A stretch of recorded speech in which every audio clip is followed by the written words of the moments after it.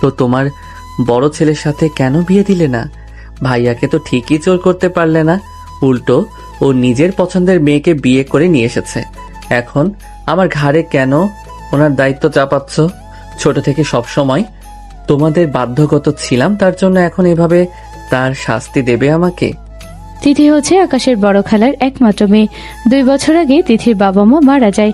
তিথি ছোট থেকে ওর বাবার গায়ের রং পেয়েছে। ওর বাবার গায়ের রংটা শ্যামলা। ওর বাবা মা মারা যাওয়ার পর থেকেই আকাশের মা বাবা মানে ওর খালা খালু ওকে এই বাড়িতে নিয়ে আসে। তারপর থেকে ও এই বাড়িতেই থাকে, বাড়ি মেয়ের মতোই। আকাশের বাবা মা ওকে নিজেদের মেয়ের মতোই আদর করে রেখেছেন এতদিন। তিথির বয়স এখন 25 বছর হওয়ায় ওর বিয়ের জন্য ছেলে দেখছিল আকাশের বাবা মা। কিন্তু কিছুদিন আগে এক পাত্রপক্ষ এসে তিথির গায়ের রং শ্যামলা, আবার বাবা মা নেই, সেটার জন্য অনেক রকম খোঁচা মারা কথা বলেন। আবার বেশ অনেক টাকার যৌতুক, গহনা আর ফার্নিচার দাবি করেন। তখন আকাশের মা ঠিক করেন বাহিরের কারোর সাথে তিথির বিয়ে দেবেন না, নিজের বড় ছেলে পলাশের সাথে বিয়ে দেবেন। কিন্তু পলাশ আগে থেকে এক মেয়েকে পছন্দ করত। ওকে তিথিকে বিয়ে করার কথা বলেও একেবারেই না বলে দেয়। সেদিন বিকেলেই ও নিজের পছন্দের মেয়েকে প্রিয়াকে বিয়ে করে নিয়ে আসে।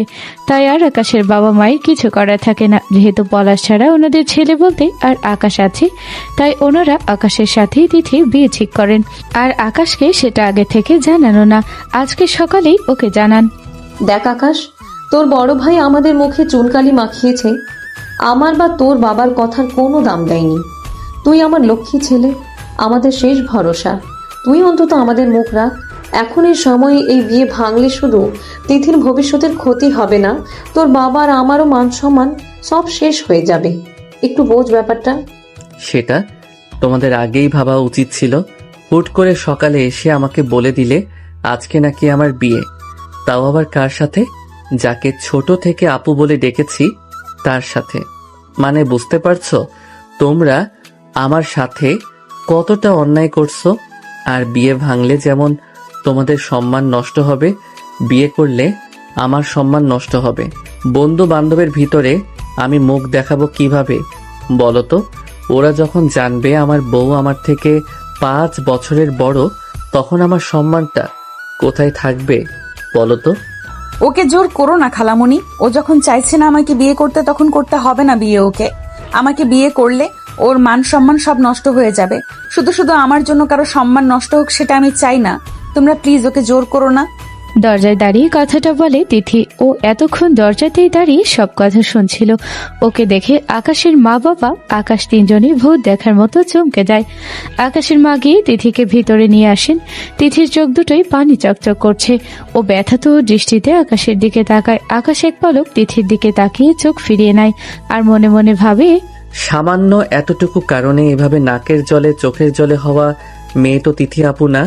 আদৌ কান্না করছে নাকি নাটক করছে, যাতে ওনার চোখের পানি দেখে আমি গলে গিয়ে এই বিয়েতে রাজি হয়ে যাই? না না, আকাশ আগে থেকে একদম রাজি হইও না। আগে পুরো ঘটনা পরীক্ষা করে দেখো, তারপর সিদ্ধান্ত। এখন তুমি বিয়ে ভাঙার পক্ষেই থাকো। তিথির চোখে পানি দেখে মা বলে, তুইও কি পাগল হলি নাকি?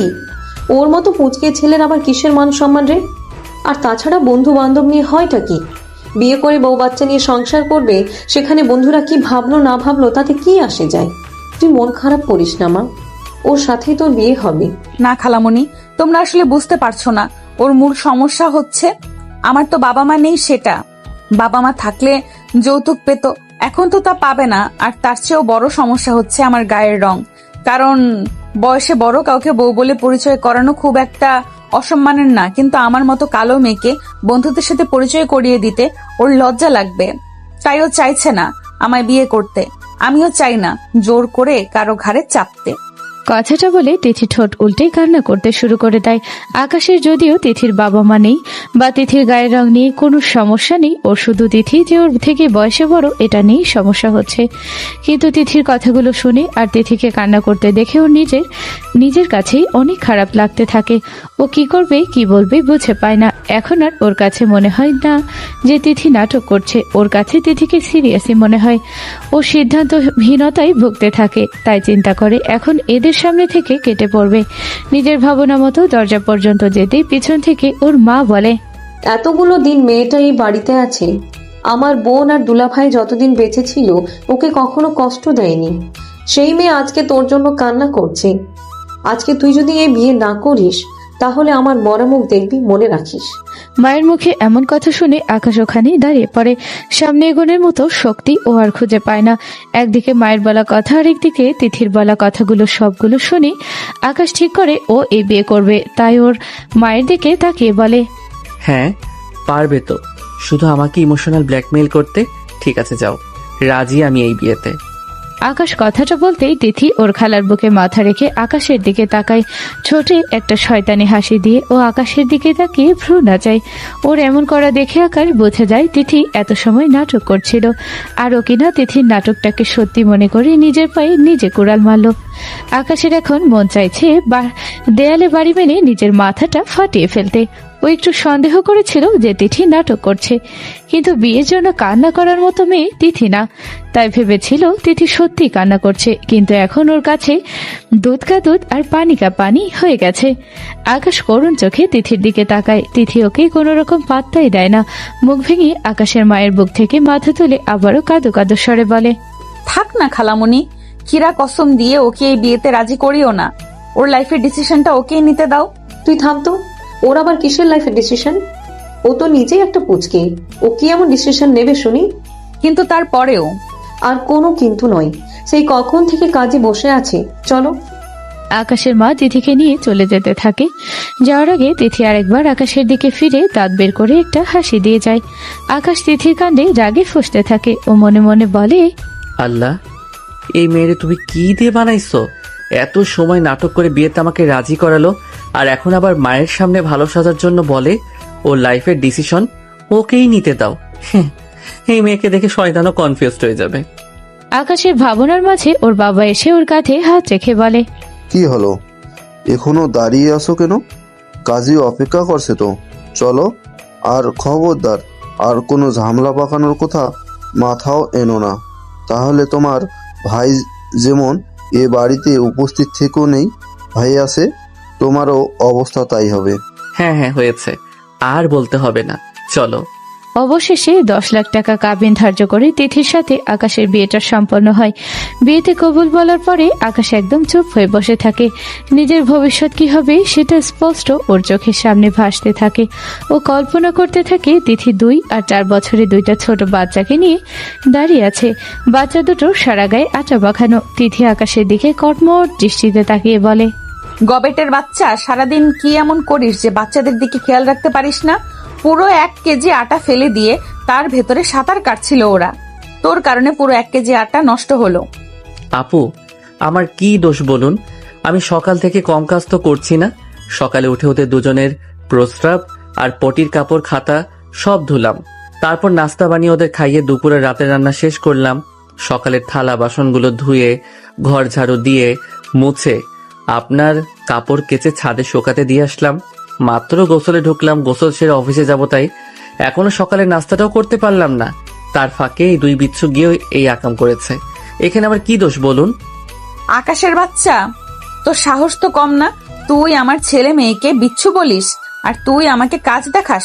সামান্য এই কয়টা কাজ করে একেবারে মহাভারত শুদ্ধ করে ফেলেছে উনি।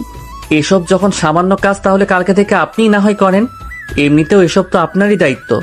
আমার দায়িত্ব তো বাইরে কাজ করে ইনকাম করে সংসার চালানো। আসছে, আমাকে কি কাজের বুয়া পেয়েছিস নাকি? বাইরের কাজও তোর, ঘরের কাজও তোর দায়িত্ব। আজকে তোর জন্য আটা নষ্ট হলো। আজকে তুই অফিসে যাওয়া আসার ভাড়ার টাকা পাবি না, হেঁটে হেঁটেই যাবি। এত সময় এসব কিছু কল্পনা করছিল আকাশ, কিন্তু হুট করে ওর এক বন্ধু ডাকে কল্পনার জগৎ থেকে বেরিয়ে আসে। আশেপাশে তাকিয়ে দেখে কোনো বাচ্চা নেই। মাত্রই ওর বিয়ে হলো। নিজের কাজে আকাশ নিজেই বিরক্ত হয়ে যায়। ও মনে মনে ভাবতে থাকে কিছুতেই নিজের ভবিষ্যৎটা এভাবে নষ্ট হতে দেওয়া যাবে না। যেভাবেই হোক তিথিকে ওর জীবন থেকে কিক আউট মারতে হবে। এমন এমন কাজ করতে হবে যাতে করে তিথি নিজেই ওকে ডিভোর্স দিতে চায়। কিন্তু কি করে সেটা সম্ভব হবে এটাই বুঝতে পারে না আকাশ। ও নিজের বিবাহিত এক বন্ধুকে সাথে করে নিয়ে ছাদে চলে যায় তার থেকে পরামর্শ নেওয়ার জন্য। দোস্ত, সব তো শুনলি। মা, ওর তিথি আপু আমাকে কিভাবে ইমোশনাল ব্ল্যাকমেইল করে এই বিয়েটা করালো। তিথি আপু খুব ডেঞ্জারাস মেয়ে দোস্ত। ওনার সাথে সংসার করা আর নিজেকে নিজের আগুনে ধাক্কা দেওয়া একই কথা। তুই তো এক্সপেরিয়েন্সড, তুই প্লিজ কোনো উপায় বলে দে যাতে করে উনি নিজেই আমাকে ডিভোর্স দিয়ে দেয়। প্লিজ দোস্ত, আমাকে বাঁচা। আমার শেষ আশা ভরসা তুই। তুই যদি কিছু না করিস আমি কিন্তু শেষ হয়ে যাব। আরে চিল, এত প্যারা নিচ্ছিস কেন? শোন, উনি যতই তোর বয়সে বড় হোক না কেন, উনি একটা মেয়ে আর তুই ছেলে, এটা মনে রাখিস সবসময়। তুই ওনাকে ভয় পাস, তাই উনিও তোকে ভয় দেখাতে পারে। তুই এক কাজ কর, আগে বিড়াল থেকে বাঘ হ। মানে খুবই সিম্পল, তুই ওনাকে ভয় পাওয়া বন্ধ কর। ওনার সামনে এমন আচরণ কর যাতে ওনার মনে হয় তুই ওনাকে ভয় পাস না। এক কাজ করবি, এখন থেকে ওনাকে আপু বলবি না। উনি এখন তোর বউ, বউকে কে আপু বলে শুনি? আপু না বললে কি বলবো? তুই এখন থেকে ওনাকে নাম ধরে রাখবি। কি যেন নাম ওনার? ও হ্যাঁ, তিথি। ওনাকে তিথি বলে ডাকবি, আর আপনি না বলে তুমি করে বল। এটাই দেখবি উনি কতটা টাসকি খেয়ে যায়। অসম্ভব, আমি ওনাকে নাম ধরে ডাকবো? এটা কোনোভাবেই সম্ভব না। আমি যদি ওনাকে নাম ধরে ডাকি তাহলে উনি খুব রেগে যাবে, আমার কান মলে দেবে। এই, তুই আদেও ছেলে মানুষ তো নাকি থার্ড জেন্ডার রে? দেখি এদিকে এসে প্যান্ট খুলতো, চেক করে দেখি তোর আসল মেশিন আছে নাকি, নাকি শুধু উপর থেকে দেখতেই ছেলের মতো লাগে? তুইও আমাকে অপমান করছিস। তো কি করব বলতো? একটা ছেলে হয়ে একটা মেয়েকে ভয় পাচ্ছিস? তুই তো ছেলে নামের কলঙ্ক করে। উনি আমার 5 বছরের বড়। হোক বড়, তাতে কি হয়েছে শুনি? তুই কিনা কানমলা খাওয়ার ভয় পাচ্ছিস। এখন বুঝতে পারছি কেন উনি সবসময় তোকে কন্ট্রোল করতে পারে, কারণ তুই নিজেই নিজেকে ওনার কাছে ভীতু বানিয়ে রেখেছিস। তো এখন কি করব? কি আবার করবি? নিজের জীবন জাহান্নাম না বানাতে চাইলে আমার কথা শোন। নিজেকে পরিবর্তন কর, নিজেকে সাহসী বানা। সবার আগে ওনাকে নাম ধরে আর তুমি বলে ডাকা স্টার্ট কর। তারপর? আজকে না তোদের বাসর রাত? হ্যাঁ, কেন? তাহলে আজ রাতেই বিড়াল মারবি। সমস্যা, আমার তিথি আপুকে নিয়ে বিড়াল মেরে আমার লাভ কি? আর আমি কেনই বা একটা নিরীহ প্রাণীকে মারতে যাব? বাবারে, এই বিড়াল মারা সেই বিড়াল মারা নয়। কোন ঘোড়ার ডিম বলছিস? যা বলার খুলে বল না। এই বিড়াল মারার মানে আজকেই তোর বউয়ের সাথে বাসর সেরে ফেলবি। মানে স্বামী স্ত্রী বাসরে যা যা করে আর কি, বুঝেছিস না? আরো ভালোভাবে এক্সপ্লেন করব? হ্যাঁ হ্যাঁ, বুঝেছি, কিন্তু উনি কি রাজি হবেন? ওনার রাজি হওয়া না হয় তোর কি আসে যায়? তুই লাগলে জোর করে করবি, এটাই তো ওনার মনে তোর জন্য খারাপ ধারণা তৈরি হবে, আর উনি নিজেই তোকে ডিভোর্স দিয়ে দেবে। ছি ছি, আমি একটা মেয়েকে তার ইচ্ছার বিরুদ্ধে জোর করে টাচ করব? আমার দ্বারা এটা হবে না রে। না হলেও হওয়াতে হবে আকাশ। তা না হলে দেখবি উনি কেমন তোর উপর ছড়ি ঘুরায়। জুতো পরিষ্কার থেকে চণ্ডীপাত সব তোকে দিয়ে করাবে। রান্না করা, কাপড় কাচা, বাসন মাজা, ঘর মোছা সব তৈরি করা লাগবে। আমার কথা মিলিয়ে নিস একদিন, সেদিন এই আমাকে মনে পড়বে আর আফসোস করবি কেন আজকে আমার কথা শুনলি না তোরা। তার জন্য নিলয়ের কথা শুনে আকাশ আবারও ওই সময়ের পরিকল্পনায় চলে যায়। সেই কথাগুলো মনে করে আকাশ জোরে একটা চিৎকার করে ওঠে। কিরে, কি হলো তোর? চোখের সামনে ভবিষ্যৎ দেখতে পাচ্ছিস নাকি? দোস্ত, আমি করব, তুই যা যা বললি তাই তাই করব। নিজের জীবন নষ্ট হতে দেব না। Good job. চল নিচে চল, সেই কখন এসেছি আমরা। রাতও তো কম হলো না। গিয়ে দেখ তোর তিথি আপু বাসর ঘরে বসে তোর অপেক্ষা করছে। যা গিয়ে নিজের ভবিষ্যৎ বাঁচা। খবরদার ভুলেও ওনার সামনে ভীতু হয়ে থাকবি না, নিজেকে সাহসী বলে পরিচয় দিবি। দোয়া করিস দোস্ত। অল দ্য বেস্ট দোস্ত। নিলয়ের সাথে কথা বলা শেষ করে আকাশ নিজের রুমে যায়। রুমে গিয়ে দেখে ওর বিছানা গোলাপ আর রজনীগন্ধা ফুল দিয়ে সাজানো। সারা মেঝেতে ফুলের পাপড়ি ছড়ানো, পুরো ঘরে ফুলের গন্ধে মো মো করছে। এর সাথে বিভিন্ন ধরনের দামি সুগন্ধিযুক্ত ক্যান্ডেল দিয়ে ঘরটা সাজানো। রুমে ঢুকে এসব দেখে আকাশের মনটা ফুরফুর হয়ে যায়, কিন্তু বিছানায় ঘোমটা দিয়ে বসা রমণীকে দেখে আকাশের ভালো মুডটা নষ্ট হয়ে যায়। তিথি কিভাবে নাটক করে ওকে বিয়ে করেছে সেটা মনে পড়তেই ওর রাগ লাগতে শুরু করে, কিন্তু ও উত্তেজিত না হয়ে নিলয়ের কথা মতো কাজ করবে চিন্তা করে। ও ঘরে ঢুকেই জোরে একটা নিঃশ্বাস নেয়, তারপর হালকা একটা কাশি দেয়। ওর কাশির আওয়াজ শুনে তিথি ঘুমটা ফেলে ওর দিকে ভ্রু কুচকে তাকায় আর বলে, এভাবে কাশছিস কেন? গলায় কি ব্যাং ঢুকেছে নাকি? তিথির কথা শুনে আকাশ বিড়বিড় করে বলে, আজ তো একটা শাকচুন্নি জীবনে ঢুকে বসে আছে, আর তো ব্যাংক। কি বললি? না, দেখো তিথি, তোমাকে একটা কথা ক্লিয়ারলি বলতে চাই।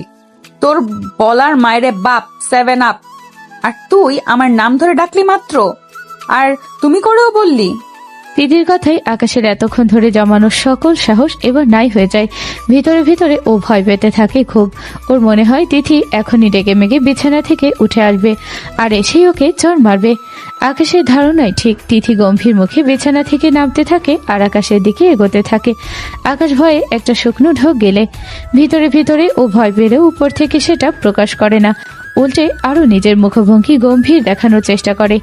তিথি নেমেই আগে আকাশের পাশ কাটিয়ে গিয়ে দরজা ভিতর থেকে লক করে দেয়। তিথিকে দরজা আটকাতে দেখে আকাশ আরো ভয় পেয়ে যায়। ও এমনিতেই ছোটবেলা থেকেই তিথিকে অনেক ভয় পায়। তিথি দরজা আটকে আস্তে আস্তে আকাশের দিকে আসতে থাকে। তিথিকে নিজের দিকে এগোতে দেখে আকাশ একবার চিন্তা করে দৌড়ে দরজা খুলে পালিয়ে যাবে। পরে আবার ও নিলয়ের কথা মনে পড়ে। ও নিজেকে সাহসী প্রমাণ করতে তিথিকে বলে, কি আবার দরজা আটকালে কেন? অবশ্য দরজা আটকে ভালোই করেছো। আমি নিজে একটু পরে দরজা আটকাতাম। যাই হোক, এমন রোবটের মতো চোখ মুখ গম্ভীর করে এগিয়ে আসছো কেন? তুই আবারও আমাকে তুমি করে বললি? আকাশ মনে মনে ভাবে সাহস দেখাতে গিয়ে এবারে ওর জানটাই না চলে যায়। তিথির চোখে মুখের গম্ভীরতা ওর কাছে ভালো লাগে না। তারপরও নিজেকে তিথির থেকে বাঁচাতে ও বলে, হ্যাঁ বললাম তো, কি হয়েছে? দেখো তিথি, এতদিনে আমাদের সম্পর্ক ভিন্ন ছিল, এখন আমাদের সম্পর্ক ভিন্ন। তুমি আমার বউ, আর বউকে তো নিশ্চয়ই আমি এখন আপু বলে বা আপনি বলে ডাকবো না, তাই না? তাহলে মানুষ কি মনে করবে? আমার কি ব্যক্তিত্ব বলতে কিছু নেই নাকি? আমি এখন থেকে তোমার নাম ধরেই ডাকবো, আর তোমাকে তুমি বলেই ডাকবো। তাতে তোমার কোনো সমস্যা হলে আমার কিছু করার নেই, তুমি যা খুশি করতে পারো। আকাশ কথাগুলো শেষ করতে করতে তিথি ওর খুব কাছাকাছি চলে আসে। আকাশ মনে মনে আল্লাহকে ডাকতে থাকে আর দোয়া দরুদ পড়তে থাকে। তিথি আকাশের সামনে সেই দাঁত কেলিয়ে হেসে দেয়। তারপর আকাশকে জড়িয়ে ধরে বলে, যাক বাবা, তুই সরি, তুমি নিজে থেকেই আমাকে আপু ডাকা বন্ধ করেছো। আর তুমিও বলেছো, আমি তো ভেবেছিলাম তোমাকে এসব আমারই শিখিয়ে দিতে হবে। যাক, একটু তো নিজ থেকে কিছু শিখলে। আমি খুব খুশি হয়েছি তোমার এই কাজে। শোনো, এখন থেকে আমাকে তিথি বলেই ডেকো, কেমন? আর আপনি না বলে তুমিই বলবে। আকাশ পুরো অবাক হয়ে যায়। ও ভেবেছিল তিথি হয়তো এই ব্যাপারের জন্য রেগে যাবে আর ঝামেলা করবে ওর সাথে, কিন্তু তিথিকে উল্টো খুশি হতে দেখে ওর মাথায় আকাশ ভেঙে পড়ে।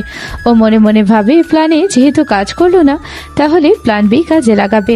তাই জন্য সে কিভাবে কি শুরু করবে তাই ভাবতে থাকে। আকাশকে চুপচাপ দেখে তিথি বলে, কি গো, এমন বোবা হয়ে গেলে কেন শুনি? আমি তো বললাম আমি রাগ করিনি, উল্টো খুশি হয়েছি তোমার আমাকে নাম ধরে ডাকায় আর তুমি করে বলায়। তাহলে কি এত ভাবছো? কই কিছু না তো। কথাটা বলে আকাশ আচমকা তিথিকে নিজের বুক থেকে তুলে তিথির গালের দুই পাশে হাত দিয়ে তিথির ঠোঁট দুটোকে নিজের ঠোঁটের আয়ত্তে নিয়ে নেয়। একভাবে পাগলের মতো কিস করতে থাকে। কিস করার পাশাপাশি মৃদু কামড়ও দিতে থাকে আকাশ। নিজের সব রাগ তিথির ঠোঁটের উপর মিটাতে থাকে আকাশ। টানা 5 মিনিট কিস করার পর তিথির ঠোঁট ছেড়ে দেয়। ছাড়া পেতেই তিথি জোরে জোরে নিঃশ্বাস নিতে থাকে। ওর দম একদম জায়গায় অবস্থা হয়ে গেছিল এত সময়। নিচের ঠোঁটটাও খানিকটা কেটে গেছে আকাশের কামড়ে। ও আকাশের দিকে চোখ বড় বড় করে অবাক হয়ে তাকায়। আকাশ যে এতদিনে এত দূর এগিয়ে যাবে সেটা তিথি কল্পনা করতে পারেনি। প্রথমে তিথির নাম ধরে ডাকলো, তারপর তুমি করে ডাকলো, এখন আবার কিস। আকাশের কার্যকলাপে তিথি একদম টাসকি খেয়ে যায়। তিথিকে এমন চোখ বড় বড় করে তাকাতে দেখে আকাশ সামান্য লজ্জা পায়। শত হলেও এতদিন যাকে আপু বলে দেখেছে, আজকে কিছু সময়ের ব্যবধানে সেই মেয়েকে কিনা কিস করলো। তিথির তাকানো দেখে আকাশ ভাবে এবার হয়তো তিথি ওর উপরে রেগে যাবে আর নিশ্চয়ই ঝামেলা করবে। তারপর নিজে থেকেই ওকে ছেড়ে দিবে। মনে মনে খুশি হলেও চোখ মুখ গম্ভীর করে আকাশ বলে, কি ব্যাপার, এভাবে চোখ বড় বড় করে তাকিয়ে আছো কেন? চোখ তো মনে হচ্ছে খুলে বেরিয়ে আসবে। আমি কি বাঘ না ভাল্লুক যে এভাবে তাকাতে হবে? তার চেয়েও বেশি কিছু। মানে হলো তুমি বাঘ ভাল্লুক না, তুমি হলে সিংহ, বনের রাজা সিংহ। মানে আমার বিশ্বাসই হচ্ছে না তুমি আকাশ। এই আকাশ আর আগের আকাশের ভেতরে কত ফারাক। যার কিনা আমাকে দেখলে ভয়ে হাত পা কাঁপতো, সে আজকে আমাকে নাম ধরে ডাকলো, আবার আপনি থেকে তুমি বলে ডাকলো। এখন আবার কিস, তাও কিনা লিপ কিস। ইমপ্রেসিভ। হ্যাঁ, তো এতে অবাক হওয়ার কি আছে? এখন আমরা স্বামী স্ত্রী, এখন থেকে এসব নর্মাল। শুধু কিসটা একটু পরে আরো গভীর কিছু হবে। আকাশের কথা শুনে তিথি বোকার মতো বলে, কি হবে? বাসরাতে স্বামী স্ত্রীর মাঝে যা হয় তাই হবে, এটাও বুঝো না? আকাশের কথায় তিথি লজ্জা পেয়েও যায়। ও লজ্জায় মাথা নিচু করে নেয়। নিজের বোকামির জন্য মনে মনে নিজেকে বকতে থাকে। এদিকে তিথিকে মাথা নিচু করে থাকতে দেখে আকাশ ভাবে তিথি হয়তো ব্যাপারটায় নারাজ হয়েছে, ওর উপর রাগ করেছে। একটু পরে যখন সত্যি আকাশ ওকে ছুতে যাবে, তিথি হয়তো বাধা দেবে। আর আকাশকে তো নিলয় শিখিয়ে দিয়েছে, আকাশকে তিথি বাধ্য দিলেও ও যেন জোর করে সবকিছু করে। এতে করে তিথি ওকে খারাপ ভাববে আর তারপর ওর মুক্তি। ব্যাপারটা ভেবে ও নিলয়কে মনে মনে ধন্যবাদ দিতে থাকে। এমন চুপ হয়ে গেলে কেন, সমস্যা কি? কই কিছু না তো। আচ্ছা শোনো, 500 রাতে তো 2 রাকাত নামাজ আদায় করতে হয়। আমি একটু আগেই অজু করেছি, তুমি যাও অজু করে আসো, নামাজটা পড়ে নেই। ঠিক আছে। আকাশ অজু করতে থাকে আর মনে মনে বলে, ওর নিশ্চয়ই বাসর করার কথাটা ভালো লাগেনি, তাই তো ব্যাপারটা এড়িয়ে গেল। এবার জোর করব, তারপর আরো খারাপ লাগবে ওর। আর খারাপ লাগা থেকে আমার মুক্তি। নিলয়কে এখন সামনে পেলে ওকে একটা চুম্মা দিতাম। ওয়াশরুমের বাইরে থেকে তিথি ডাকতে থাকে। অজু করা হয়নি এখনো? হ্যাঁ এই তো, চলো নামাজটা পড়ে নেই। আকাশ আর তিথি 2 রাকাত নামাজ পড়ে নেয়। তারপর তিথি বিছানার পাশে টেবিলে ঢেকে রাখা দুধের গ্লাসে হাতে নিয়ে আকাশের দিকে বাড়িয়ে দিয়ে বলে, খালামণি বলেছিল এটা যেন দুজনেই খাই, এটা নাকি নিয়ম। আচ্ছা দাও। তিথির হাত থেকে দুধের গ্লাসটা নিয়ে আকাশ অর্ধেক গ্লাস দুধ খায় আর বাকি দুধ সহ গ্লাসটা তিথির হাতে ধরিয়ে দেয় খাওয়ার জন্য।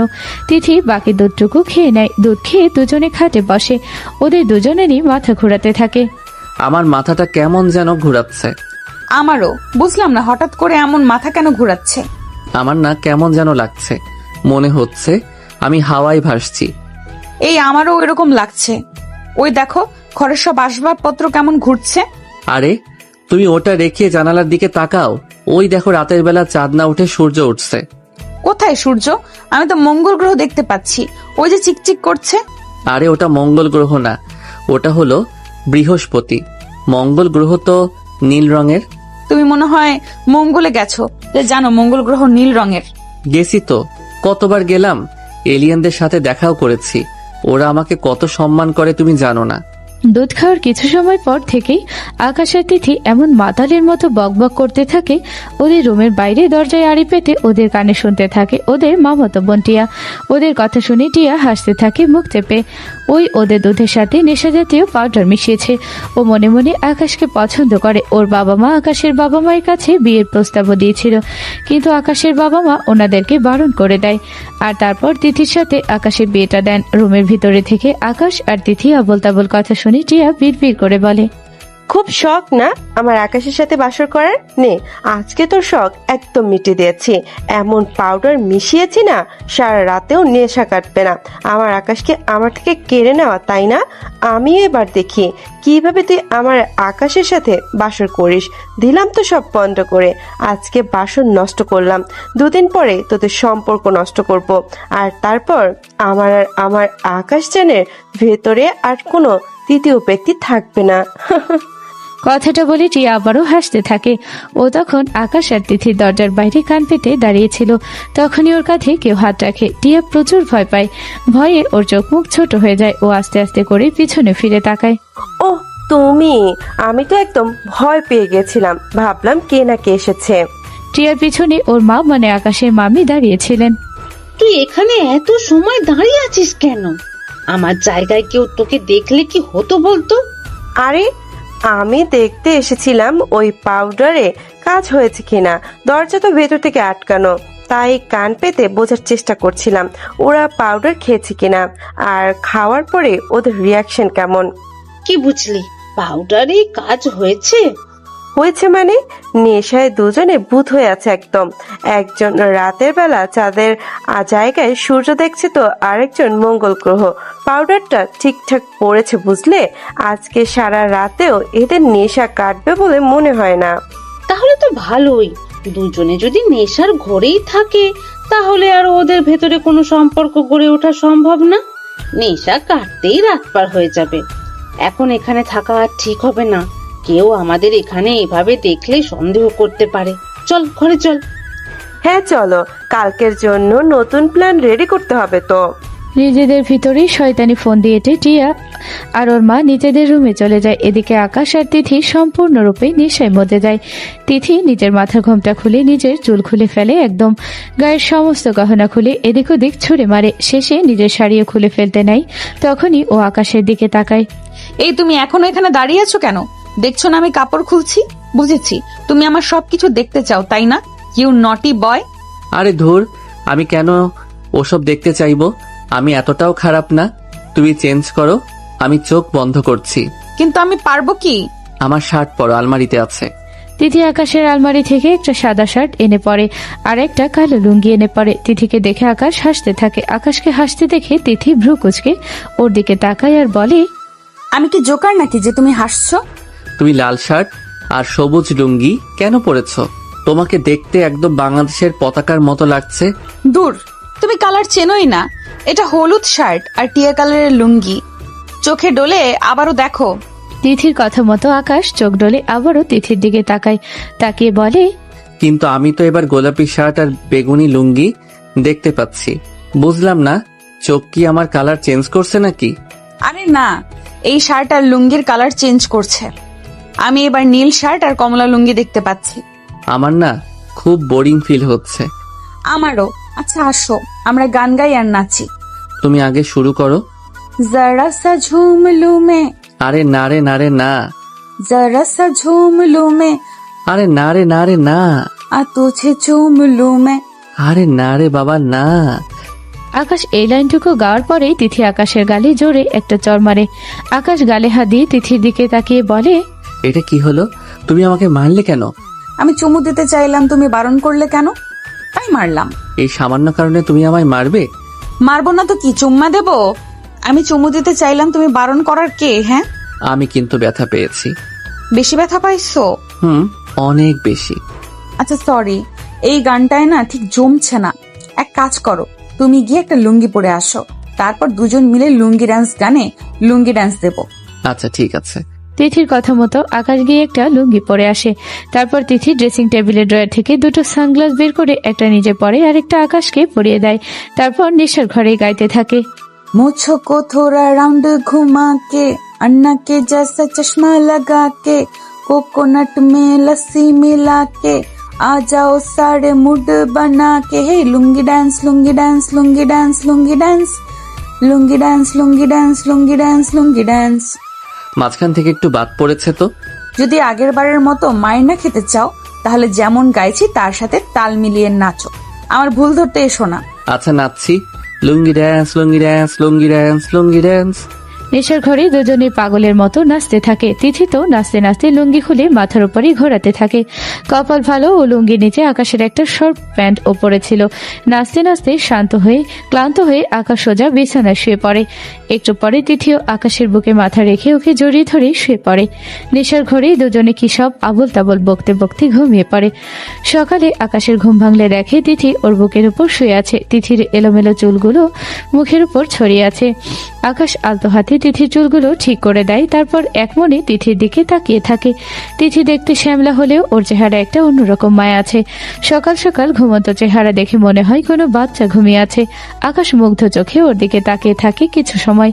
না চাইতেও ওর মুখ থেকে বেরিয়ে আসে, মাশাআল্লাহ, আমার বউ তো দেখতে খুবই সুন্দর আর মায়াবী। এতদিন এটা আমার নজরে পড়লো না কেন? হুট করে আবারও নিজের জ্ঞানে ফিরে আসে আর বলে, এখন দেখো, দেখতে কত কিউট আর ইনোসেন্ট লাগছে। অথচ ও যে কি চিজ সেটা শুধুমাত্র আমিই জানি। শয়তানও ফেল করবে এর কাছে।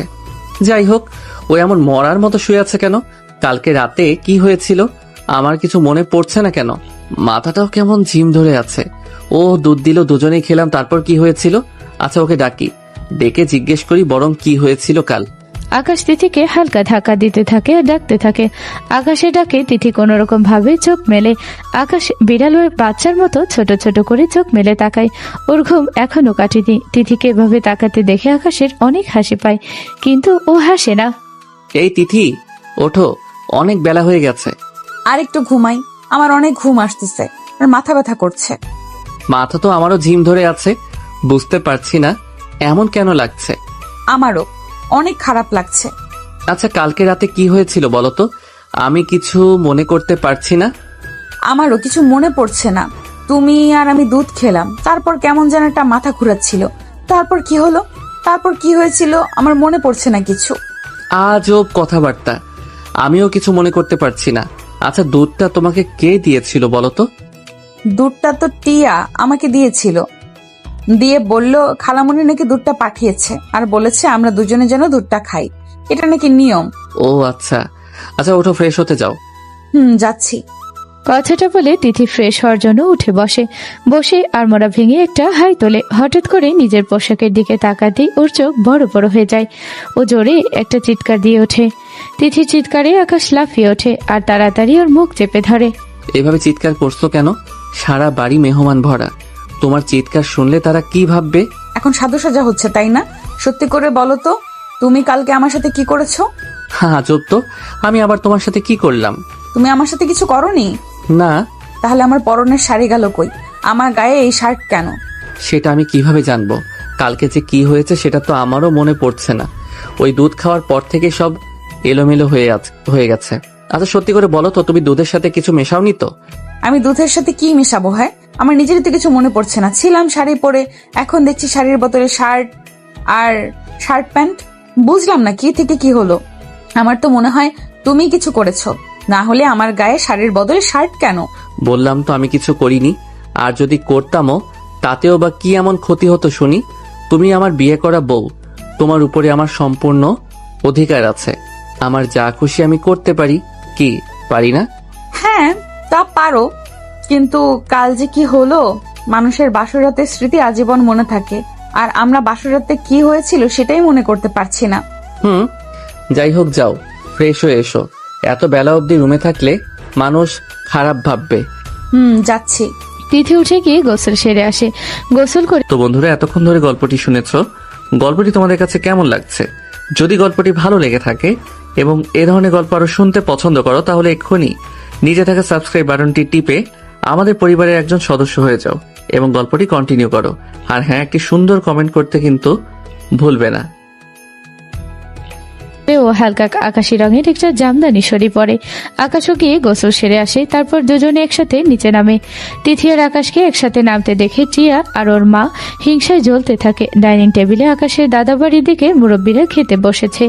তিথি গিয়ে সবাইকে সালাম দেয়। সবাই ওর সালামের জবাব দেয়। আকাশের চাচারা সবাই গ্রামে থাকে, ওর দাদা নেই। আরো 2 বছর আগে মারা গেছে। ওর দাদি ওর চাচাদের কাছেই থাকেন, মাঝে মধ্যে এখানে আসেন বেড়াতে। আকাশের দাদি তিথিকে দেখে বলেন, মাশাআল্লাহ, নাতবু আমার দেখতে ভারী মিষ্টি। আকাশের মা, তুমি একদম ঠিকঠাক মেয়ে পছন্দ করেছো আমার আকাশের জন্য। দেখি নাতবু, এদিকে এসো তো। জি দাদি, বলুন।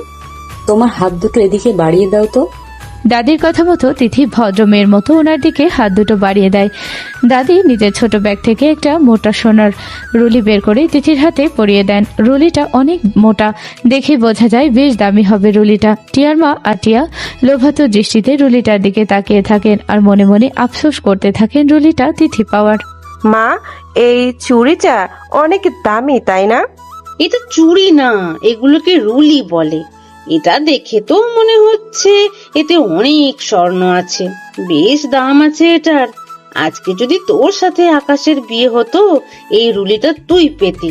দেখ কেমন চমকাচ্ছে রুলিটা।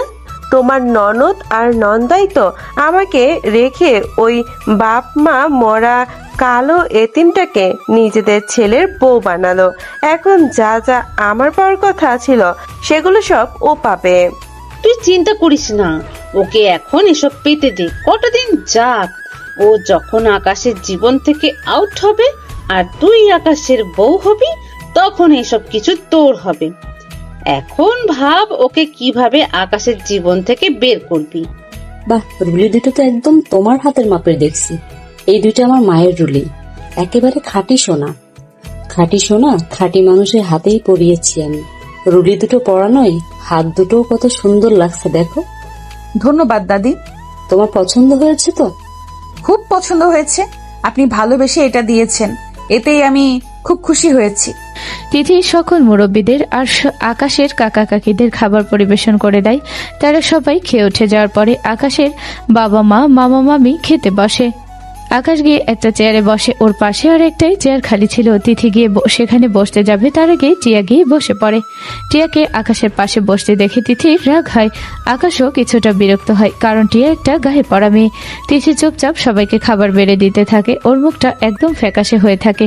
এতক্ষণের হাসিটা ওর মুখ থেকে গায়েব হয়ে যায়। ও গম্ভীর মুখে সবাইকে খাবার বেড়ে দিচ্ছে দেখে টিয়া মনে মনে বলে, কেমন দিলাম? খুব শখ না আমার আকাশের পাশে বসে খাবার খাওয়ার? নাও খাও এখন। আজকে ওর পাশে বসা থেকে আটকালাম, এরপরে ওর জীবন থেকে বের করে দেব। আর তুমি শুধু চুপচাপ দেখেই যাবে, কিছু করতে পারবে না। টিয়া, তুই বরং একটু পরে খেতে বস। দেখছিস না আকাশ খেতে বসেছে আর তিথি দাঁড়িয়ে আছে। নতুন বউ এভাবে দাঁড়িয়ে থাকাটা খারাপ দেখায়। নতুন বর বউ একসাথে খেতে বসে বিয়ের পরের দিন। তুমি আমার মেয়েটাকে কেন বলছো আকাশের মা? ও সেই ভোরে উঠেছে, কখন থেকে বলছে খিদে পেয়েছে, কিন্তু তোমার শ্বশুর বাড়ির গুরুজনেরা খাচ্ছিল তাই অপেক্ষা করছিল না খেয়ে। এখন আবার যদিও অপেক্ষা করাও, মেয়েটা খিদে মতো মরেই যাবে। এমনিতেই মেয়েটা আমার কেমন শুকিয়ে গেছে এ কয়দিনে। তাছাড়া নতুন বউ তো আর বাইরের কেউ না, এ বাড়িতেই তো থাকতো। ঘুম থেকে উঠেছেও দেরিতে, ওর হয়তো এখনো খিদে পায়নি। একটু টাইম ও যদি অপেক্ষা করে তাতে খুব একটা সমস্যা হবে না। বাড়ির বউ হয়েছে, একটু তো স্যাক্রিফাইস করতেই হবে নাকি? কিন্তু ব্যাপারটা খারাপ দেখায়। নতুন বউ দাঁড়িয়ে অপেক্ষা করবে আর আমরা সবাই খেয়ে নেব। যতই ও বাড়ির মেয়ে হোক না কেন, এখনো এ বাড়ির বউ। তাই বাড়ির বউ হিসেবে ওর যেমন দায়িত্ব আছে, আমাদেরও কিছু দায়িত্ব আছে ওর প্রতি। থাক না খালামণি, সমস্যা নেই, তোমরা বরং খেয়ে নাও, আমি একটু পরে খাচ্ছি। আমার তেমন ক্ষুধাও লাগেনি। তোমরা খাওয়া শুরু করো, আমি গিয়ে সোফায় বসছি। কথাটা বলেই তিথি গিয়ে সোফায় বসে আর টিয়া সেটা দেখতে পেয়ে মাথা নিচু করে মুচকি হাসতে থাকে। টিয়ার হাসি আর কেউ না দেখলেও আকাশ দেখে ফেলে।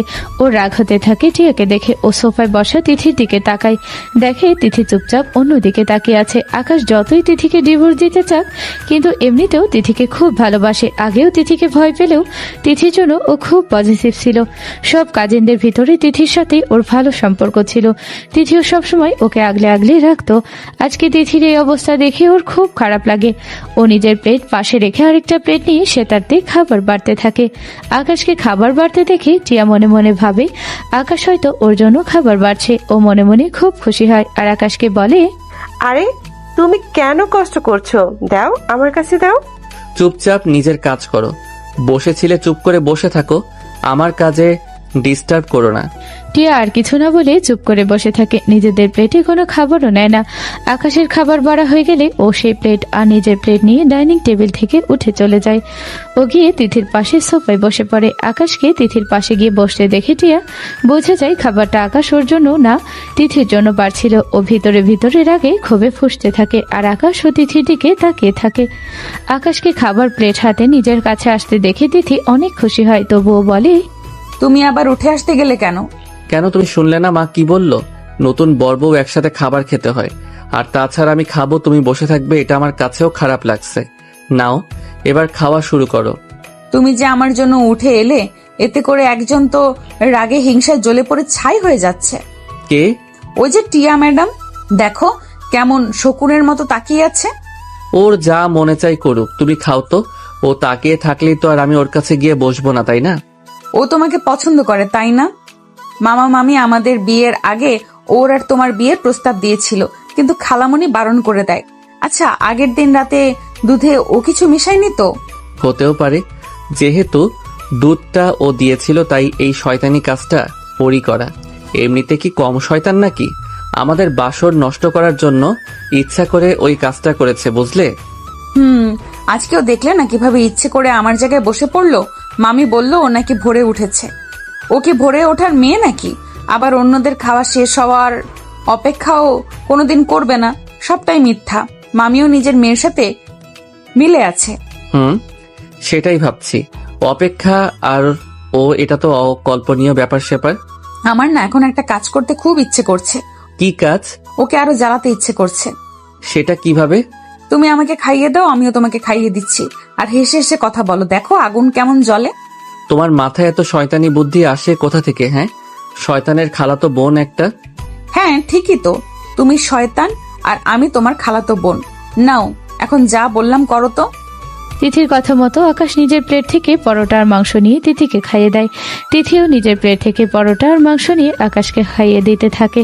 ডাইনিং টেবিলে বাকিরা সবাই নিজেদের খাওয়ায় ব্যস্ত, তাই কেউ আর আকাশ ও তিথির দিকে তাকায় না। কিন্তু টিয়া রাগী চোখে ওদের দিকে তাকিয়ে থাকে। আকাশ আর তিথি আর চোখে টিয়াকে দেখতে থাকে আর হেসে হেসে কথা বলতে থাকে। ওদের দুজনকে এভাবে একসাথে দেখে সহ্য করতে না পেরে টিয়া তাড়াতাড়ি খাওয়া শেষ করে উঠে চলে যায়। টিয়াকে চলে যেতে দেখে আকাশ আর তিথি হাসতে থাকে। আকাশের চোখ হঠাৎই তিথির উপরে পড়ে। তিথিকে এমন প্রাণ খুলে হাসতে দেখে আকাশ মুগ্ধ হয়ে তিথির দিকে তাকিয়ে থাকে। একটু পরে তিথিও আকাশের দিকে তাকালে দুজনেই চোখাচোখি হলে আকাশ কিছুটা লজ্জা পেয়ে চোখ সরিয়ে নেয়। আকাশকে লজ্জা পেতে দেখে তিথি বলে, আমি কিন্তু দেখেছি তুমি এত সময় আমার দিকে তাকিয়েছিলে, এখন চোখ সরালেও লাভ নেই। তা হঠাৎ এমন তাকিয়ে থাকার কারণ কি শুনি? আগে তো এইভাবে তাকাতে না। হঠাৎই তোমাকে অন্যরকম সুন্দর লাগছে, আগে এমন লাগতো না তাই তাকাতাম না। অন্যরকম সুন্দর বলতে? বউ বউ সুন্দর লাগছে। কথাটা বলে আকাশ মুচকি হাসতে হাসতে উঠে চলে যায় আর তিথি লজ্জায় মুখ লাল করে বসে থাকে। আকাশ রুমে গিয়ে তিথির কথা মনে করে মুচকি মুচকি হাসতে থাকে। তখনই ওর ফোনে নিলয়ের কল আসে। আকাশ কলটা রিসিভ করে। কিরে শালা, বউকে পেয়ে তো দেখছি আমাকে ভুলেই গিয়েছিস একদম। আরে ধর কি যে বলিস না, তোকে ভোলা কি সম্ভব? আসলে দাদা বাড়ি থেকে কাকারা কাকিরা দাদি আরো অনেক আত্মীয় এসেছে, তাদের সাথে সারাদিন সময় কাটিয়েছি। এই মাত্র খেলাম, এখন একটু ফ্রি হয়ে রুমে আসলাম। আমিও ভাবছিলাম তোকে কল করব, তার ভিতরে তুই কল দিলি। আমার কথা ভাবছিলি নাকি তোর বউয়ের কথা ভাবছিলি বলতো? যাই হোক, আগের দিনের প্ল্যান কাজে দিয়েছিল? ধুর আর প্ল্যান, একটা প্ল্যানও কাজে দেয়নি। ওকে নাম ধরে ডাকাই তুমি করে বলাই ও বিন্দুমাত্র রাগ, বিন্দুমাত্র রিয়্যাক্ট করেনি, উল্টো আরো খুশি হয়েছে। কি বলিস কি, আরো খুশি হয়েছে? তাহলে প্ল্যান তো শুধু ফ্লপ না, উল্টো কাজ করেছে। ও তো তোর প্রতি আরো ইন্টারেস্টেড হয়ে গেছে। আর লাস্ট প্ল্যান? ওইটা হয়নি এখনো। কেন হয়নি? কাল রাতে কি যে হলো, আমি আর তিথি এক গ্লাস দুধ খেলাম, তারপর শরীরটা কেমন যেন খারাপ লাগছিল, মাথা ঘুরাচ্ছিল। তারপর কি হয়েছে আমার বা তিথির কারো মনে নেই। কি বলিস? দুধে কিছু মেশানো ছিল না তো? আমার আর তিথিরও তেমনটাই মনে হচ্ছে, আর একজনকে সন্দেহও হচ্ছে। আচ্ছা, এখন এসব বাদ দে। তুই কি ওইটার কোনো স্টেপ শুরু করেছিলি? মানে ওকে জড়িয়ে ধরা বা কিস করা কোনো ধাপ কি শুরু করেছিলি? হ্যাঁ, কিস করেছিলাম। ও নিজেও রেসপন্স করেছে, কিন্তু ওইটার কথা বলার পরে মনে হলো আমাকে অ্যাভয়েড করছিল। তার মানে ওর ওইটা পছন্দ হয়। এটাই সুযোগ, আজকে রাতে ওকে কাছে টানবি। ও যদি রাজি না হয় জোর করে করবি, তারপর দেখ কেমন রেগে যায়। হ্যাঁ, আজকে রাতে এটা অ্যাপ্লাই করব। আমি তো চাই ও যেন রেগে যায় আমাকে খারাপ ভাবে, আর নিজে থেকে আমার জীবন থেকে সরে যায়। তাহলে যা বললাম তাই কর। All the best. এবারে প্ল্যানটা যেন কাজে দেয় সেই দোয়া করি। হ্যাঁ, এবারে প্ল্যানটা যেন সাকসেস হয়। আচ্ছা বাই, রাখছি। আকাশ কলটা কেটে পিছনে তাকিয়ে দেখে তিথি দাঁড়ানো। নিজের পেছনে তিথিকে দাঁড়াতে দেখে আকাশ কিছুটা ভয় পায়। ও মনে মনে এই ভয় পায় যে তিথি সব শুনে ফেলেছে কিনা। ও তিথিকে জিজ্ঞেস করতেই যাবে, তার আগে তিথি নিজেই বলে, কিসের প্ল্যানের কথা বলছিলে? তিথির কথা বলার ধরন দেখে আকাশ বুঝতে পারে তিথি সবকিছু শোনেনি, শুধুমাত্র কোন রকম একটু শুনেছে। তাইও তিথির মন ঘোরাতে বলে, কালকে রাতে যেটা অপূর্ণ থেকে গেছে সেটা পূর্ণ করার প্ল্যান। কি আবার অপূর্ণ থেকে গেছে? ঠিক বুঝলাম না। কেন, আমাদের বাসর। আকাশের মুখে বাসরের কথা শুনে তিথি গাল দুটো লজ্জায় লাল হয়ে যায়। সেটা দেখে আকাশ ভাবে তিথি হয়তো রেগে যাচ্ছে, কারণ রাগলে ওর গালগুলো লাল হয়ে যায়। তিথি লজ্জায় মাথা নিচু করে নেয়। এদিকে আকাশ ভাবে তিথি মাথা নিচু করে রাগ কন্ট্রোল করার চেষ্টা করছে। ও নিজের মন মতো আকাশ কুসুম চিন্তা করতে থাকে আর খুশি হতে থাকে। ও তিথির একদম কাছাকাছি গিয়ে বলে, বলছি কালকের অপূর্ণ কাজটা আজকেই পূরণ করে ফেলি, কি বলো? তিথি লজ্জায় কোনো কথাই বলতে পারে না। এদিকে আকাশ ওর লজ্জাকে রাগ মনে করে মহা খুশি হতে থাকে। ও তিথির পাশ কাটিয়ে গিয়ে দরজার ভিতর থেকে ভালো করে লক করে দেয়। আর তারপর তিথির পিছনে এসে ওর কোমর জড়িয়ে ধরে। তারপর তিথির ঘাড়ের চুল সরিয়ে সেখানে আলতো করে একটা চুমু খায়। শিহরে নিয়ে তিথি কেঁপে ওঠে। ও চোখ বুজে নেয় পরম আবেশে। আকাশ তিথিকে নিজের দিকে ঘুরিয়ে নেয়। তিথি তখনও চোখ বন্ধ করে মাথা নিচু করে থাকে। আকাশ তিথির থুতনি ধরে ওর মুখটা উঁচু করে, কিন্তু তিথি তখনও চোখ বন্ধ করেই থাকে। আকাশ মনে করে তিথির রাগের জন্য এমন করছে। ও মুচকি একটা হাসি দিয়ে তিথির কপালে একটা কিস করে। তারপর তিথির দুই গাল দুই চোখের পাতায় নাকের ডাগায় কিস করে। তিথির চোখ তখনও বন্ধ। আকাশ তিথির ঠোঁটে কিস করতে থাকে। তিথিও রেসপন্স করে। তিথি এবার চোখ খুলে আকাশের চোখের দিকে তাকায়। আকাশ তিথির চোখে নিজের জন্য গভীর ভালোবাসা দেখে। ওরা দুজনেই একে অপরকে কিস করতে থাকে। আকাশ আর তিথি দুজনেই খুব উত্তেজিত হয়ে ওঠে। একে অপরকে জড়িয়ে ধরে একে অপরের ঠোঁটে পাগলের মতো কিস করতে থাকে। ওদের দুজনের শ্বাস প্রশ্বাস ঘন হয়ে আসে। দুজনে জোরে জোরে নিঃশ্বাস নিতে থাকে। ওরা একে অপরের নিঃশ্বাসের শব্দ শুনতে পায়। আকাশ তিথিকে কোলে তুলে নিয়ে বিছানায় শুয়ে দেয়। তিথির শরীর থেকে আস্তে আস্তে শাড়িটা টেনে খুলে ফেলে। তিথি লজ্জায় আর শিহরণে অন্যদিকে মুখ ঘুরিয়ে নেয়। আকাশ তিথির ঠোঁটে গালে আবারও কিস করে। তিথির কানে লতিতে একটা মৃদু কামড় দিয়ে বলে, সবাই বাসর রাত করে, চলো বউ আমরা বাসর দিন করি। আজকে কিন্তু আমি কোনো বাধা মানব না, তুমিও আমাকে কোনো কিছুতে বাধা দেবে না। একটু ব্যথা করবে কিন্তু একটু কষ্ট করে সেটা সহ্য করে নিও প্লিজ, তাও আমাকে আটকিও না। এই ব্যথা সহ্য করতে আমি প্রস্তুত আছি, কিন্তু প্লিজ একটু আস্তে, একেবারে বেপরোয়া হয়ে যেও না আবার। তিথির সম্মতি পেয়ে আকাশ আবারও তিথিকে কিস করতে শুরু করে। তিথির গলায় কিস করতে থাকে আর ওর সমস্ত শরীরে নিজের হাতে বিচরণ করাতে থাকে। তিথি বারবার কেঁপে ওঠে। আকাশ উত্তেজনায় এটা খেয়াল করে না তিথি ওর কাজে রাগ না করে আরো খুশি হয়েছে। ওর মতো তিথিকে কিস করতে থাকে। আস্তে আস্তে ও নিচে নামতে থাকে। তারপর তিথিকে সর্বোচ্চ ব্যথার সুখ দিয়ে আদর করতে থাকে। তিথিও সবটা উপভোগ করতে থাকে। আকাশকে কোনো রকম বাধা দেয় না ও। দুজনেই একে অপরের ভালোবাসায় পাগল হয়ে যেতে থাকে। সবশেষে আকাশ তিথিকে নিজের বুকের ভেতরে নিয়ে বলে, কি ম্যাডাম খুশি তো? পরে আবার বলো না বয়সে ছোট জামাই তোমাকে স্যাটিসফাইড করতে পারে না। না বলবো না। খুব বেশি ব্যথা পেয়েছো? একটু বেশি। ওটা সমস্যা না, একদিন তো পেতেই হতো এই ব্যথা। ভালোবাসার মানুষকে খুশি করতে এতটুকু ব্যথা সহ্য করতেই হয়, এটা তেমন কোনো বড় বিষয় না। ভালোবাসার মানুষ বলতে? আমি তোমাকে ভালোবাসি আকাশ, অনেক বেশি ভালোবাসি। তোমার কোনো ধারণাই নেই আমি তোমাকে কতটা পাগলের মতো ভালোবাসি। কবে থেকে ভালোবাসো তুমি আমায়? কই কখনো বলনি তো। ওই যে আমরা ফুল ফ্যামিলি মিলে কক্সবাজার গেলাম না গত বছর, তখন যে আমি সমুদ্রে ডুবে যাচ্ছিলাম, তুমি পরে বাঁচালে। সেন্সলেস হয়ে যাওয়ায় নিজের মুখ দিয়ে সিপিআর দিলে। সেদিন থেকেই আমি কিভাবে যেন তোমাকে ভালোবেসে ফেলেছি। আর যদি বলো তোমাকে কেন জানাইনি, তাহলে সেটার কারণ হচ্ছে আমাদের বয়স। তুমি আমার থেকে ছোট, আবার আমাকে ভয় পেতে, তাই আমিও চাইনি তোমাকে ভালোবাসি সেটা জানাতে। যদি আমায় ভুল বুঝতে তখন কি হবে, এই চিন্তাতেই কিছু বলিনি। কিন্তু বিশ্বাস করো, তোমাকে আমি পাগলের মতো ভালোবাসি। আর দেখো আল্লাহ কিভাবে তোমাকে আমার করে দিল। ও আচ্ছা আচ্ছা, এখন ওঠো, উঠে গোসল সেরে নাও, আমিও গোসল করব। যাচ্ছি। ব্যথা বেশি করলে বলো আমায়, তাহলে বিকালে ডাক্তারের কাছে নিয়ে যাব। আগে উঠে একটু হাঁটো তো, দেখো ব্যথা কেমন করছে, ঠিকঠাক হাঁটতে পারছো কিনা। আবার ডাক্তারের কাছে যাওয়ার কি দরকার? এইসব কি ডাক্তারকে বলা যায় নাকি? তোমার না আসলে কোনো জ্ঞান বুদ্ধি নেই। আচ্ছা ঠিক আছে, তোমার যেতে হবে না, আমি বরং ওষুধ এনে দেব। আগে ওঠো, দেখো ব্যথা কেমন কি। উঠছি। তিথি বিছানা থেকে উঠে দাঁড়ায়, কিন্তু হাঁটতে গিয়ে দেখে অতিরিক্ত ব্যথার জন্য ঠিকমতো হাঁটতে পারছে না। ও অসহায় মুখ করে আকাশের দিকে তাকায়। আকাশ জিজ্ঞেস করে, অনেক ব্যথা করছে? তিথি মাথা নাড়িয়ে সায় জানায়, আচ্ছা এখন গিয়ে গোসল করে আসো, বিকালে আমি ওষুধ এনে দিব। গোসল সেরে এসে একটা ঘুম দাও। আমি সবাইকে বলে দেব তোমাকে যেন কেউ ডিস্টার্ব না করে। সবাই কি ভাবে বলো তো? যার যা ভাবার ভাবুক। তিথির কথা না বাড়িয়ে গোসল করতে চলে যায়। একটু পরেই তিথি বের হলে আকাশ গোসল করতে যায়। তিথি দেখে টেবিলের উপর এক গ্লাস গরম দুধ রাখা, যেটায় সামান্য হলুদ মেশানো। পাশে একটা ছোট্ট চিরকুট রাখা, চিরকুটে লেখা পুরো দুধটা শেষ করবে। হলুদ মেশানো গরম দুধ খেয়ে দেখো অনেকটা আরাম পাবে। হাতে লেখাটা যে আকাশে, সেটা তিথি খুব ভালো মতোই বুঝতে পারে। ও মুচকি হেসে দুধটা খেয়ে নেয়। তারপর বিছানায় চোখ বুজে শুতেই ওর চোখে ঘুম চলে আসে। কখন যে ও ঘুমিয়ে পড়ে তাও নিজেও বুঝতে পারে না। আকাশ গোসল করে এসে তিথিকে ঘুম থেকে আর ডাকে না। রেডি হয়ে বেরিয়ে পড়ে ফার্মেসি থেকে তিথির জন্য ওষুধ আনতে। ঘুম ভাঙার পরে আকাশকে কোথাও দেখতে না পেয়ে তিথি ফ্রেশ হয়ে রুমের বাইরে আসে। ও বাইরে করিডোর দিয়ে হাঁটতে থাকে। আড়াল থেকে টিয়া ওকে দেখতে পায় আর নিজের মনে নিজে বিড়বিড়িয়ে বলে, সারাদিন কুম্ভকর্ণের মতো ঘুমিয়ে এখন আবার মহারানী সেজে গুজে হাঁটতে বেরিয়েছে। বেহায়া নির্লজ্জ মেয়ে কোথাকার, নিজের থেকে বয়সে ছোট্ট বাচ্চা একটা ছেলেকে বিয়ে করেছে। শরীরে মিনিমাম লাজ লজ্জা থাকলে এভাবে ড্যাং ড্যাং করে ঘুরে বেড়াতো না। আমার আর আকাশের বয়সের গ্যাপটা একদম পারফেক্ট। পাশাপাশি ও আমাদের কতটা মানায়, একদম মেড ফর ইচ আদার।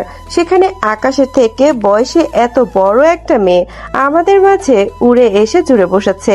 একে এমন শিক্ষা দেব না, বাপ বাপ বলে পালাবে এই বাড়ি থেকে। কিন্তু কি করা যায়? কথাটা ভাবতে ভাবতে টিয়ার মাথায় একটা বুদ্ধি আসে।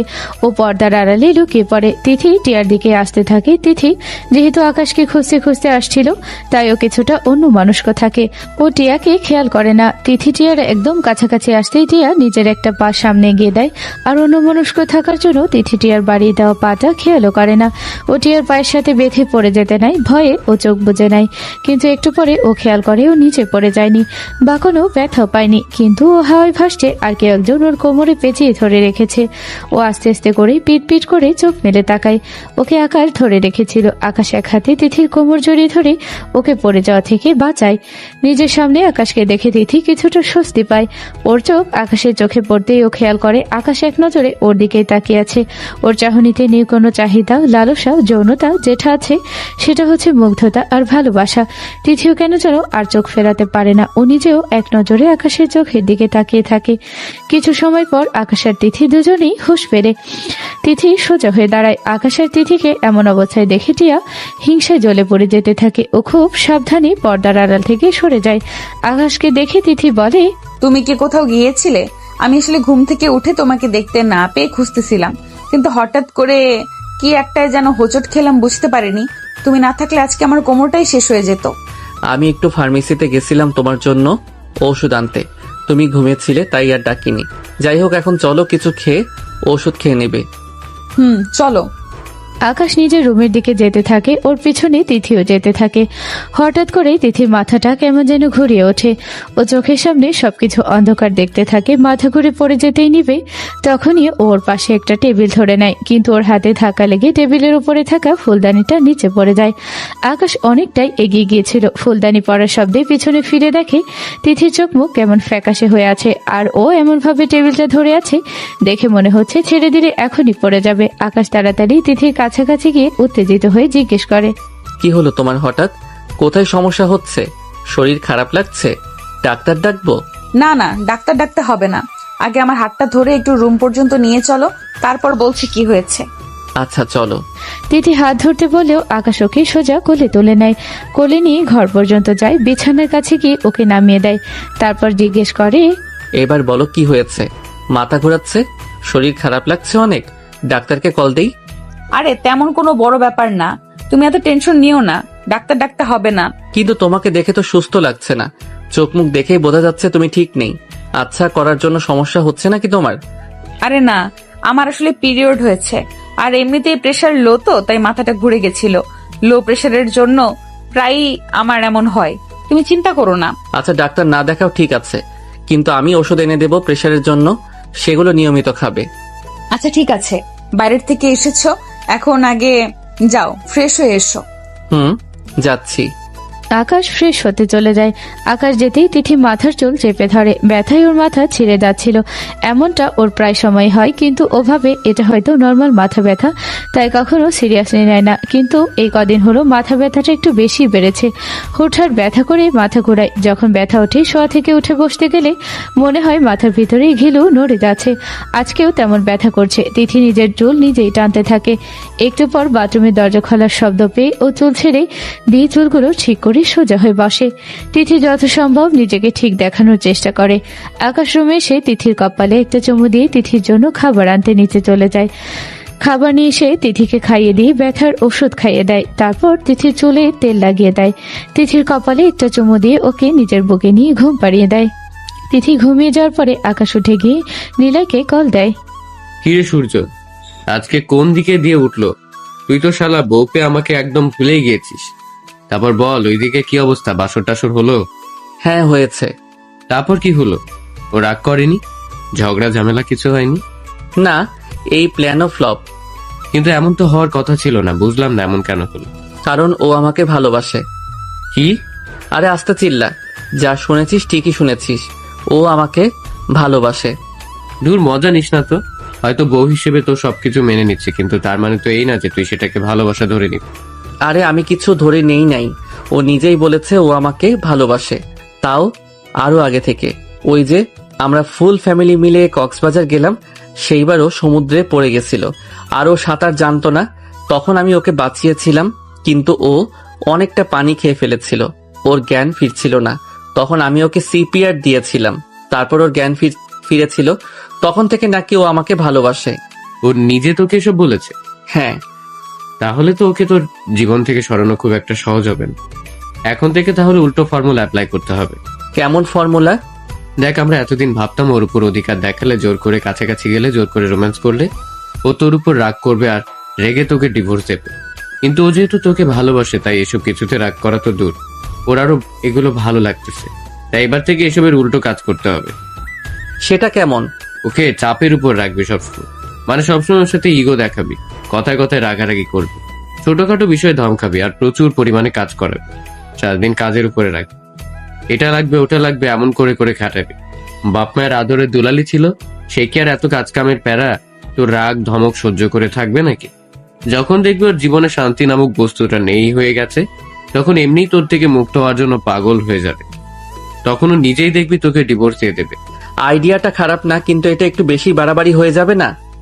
ওর শরীরটা এমনিতেই খারাপ, তার ভিতরে কাজের প্রেশার দিলে সেটা কেমন বাজে একটা কাজ হয়ে যায় না? ওর শরীর খারাপ তাতে তোর কি? তোর তো আরো খুশি হওয়ার কথা, তা না? বউয়ের প্রতি দরদ একদম উতলে উঠছে। আচ্ছা, তুই সত্যি ডিভোর্স চাস তো? অবশ্যই চাই। তাহলে যা বললাম তাই কর, না হলে তোর ভবিষ্যৎ অন্ধকার। শুরুটা কিভাবে করি বলতো? আজকে তো রাত হয়ে গেছে, কালকে একটু কলেজেও যাব। এক কাজ কর, কাল সকালে ঘুম থেকে উঠে সোজা বাজারে যা, গিয়ে সবচেয়ে ছোট যে পুঁটি মাছ পাবি সেটা 2 কেজি কিনে নিয়ে আয়। আর মিষ্টি মিষ্টি কথা বলে সেটা তিথিকে ধরিয়ে দে কাটার জন্য। বল কেটে তোকে রান্না করে দিতে, অন্য কাউকে হাত দিতে দিবি না। 2 কেজি মাছ কাটতে গেলেও শিক্ষা হয়ে যাবে। ভালোবাসা তখন জানালা দিয়ে পালাবে, আর ও বলবে ছেড়ে দেবা কাইন্দে বাঁচি। এত মাছ একসাথে, তাও আবার পুঁটি মাছ? এত মাছ ও কাটবে কিভাবে? আরে সেটা তো তোর বা আমার দেখার বিষয় না, আমরা তো এটা করবো যাতে করে ও অতিষ্ঠ হয়ে তোকে ছেড়ে দেয়। এখন যা ঘুমা, আমার মাথা খাস না, আর যা বললাম তাই কর। নিলয় কলটা কেটে দেয়। আকাশ রুমে এসে তিথির বিছানার পাশে এসে একবার তিথির দিকে তাকায়। তিথির মুখটা কেমন যেন ফ্যাকাশে হয়ে আছে। আকাশের নিলয়ের বলা পুঁটি মাছের প্ল্যানের কথা মনে পড়ে। এমনিতে তিথি থেকে ডিভোর্স চাইলেও নিজের অজান্তে কখন যে আকাশ তিথিকে ভালোবেসে ফেলেছে ও নিজেও জানে না। ও তিথিকে ভালো তো ঠিকই বাসে, কিন্তু এখনো সেটা বুঝতে পারেনি। মনে মনে মাছের প্ল্যানের কথা মনে করে আকাশের খারাপ লাগতে থাকে। তারপরেও ও সেটাকে পাত্তা দেয় না। ও গিয়ে তিথির অন্য পাশে শুয়ে পড়ে। সকালে ঘুম থেকে উঠে আকাশ বাজারে চলে যায়। একদম ছোট বাচ্চা সাইজের পুঁটি মাছ দেখতে পায় ও, কিন্তু 2 কেজি কেনার বদলে 1 কেজি মাছ কিনে নিয়ে আসে। আকাশের বাবা মা ওর দাদিদের সাথে একটু গ্রামে গেছে। বাড়িতে লোক বলতে শুধু আকাশ, তিথি, মামি আর টিয়া আর 2 জন কাজের লোক আছে। আকাশে সেই তিথিকে ডাকতে থাকে।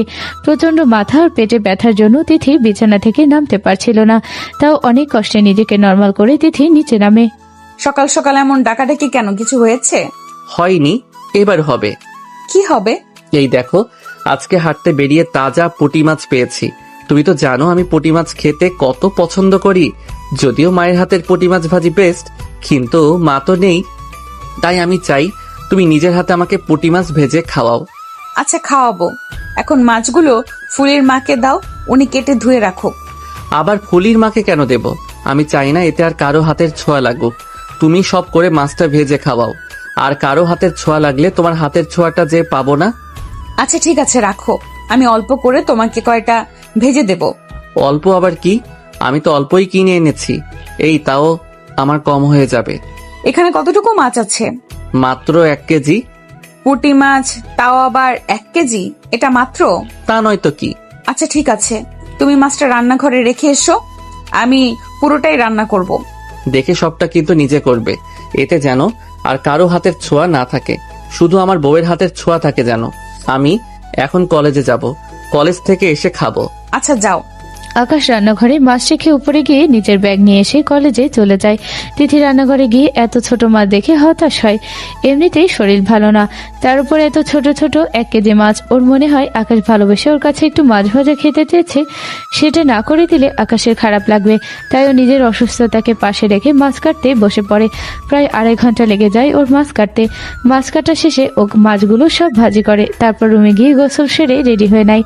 কয়েকদিন আগে ওর মাথা ব্যথার জন্য ডাক্তার দেখিয়েছিল, তখন ডাক্তার কিছু টেস্ট করতে দেয়।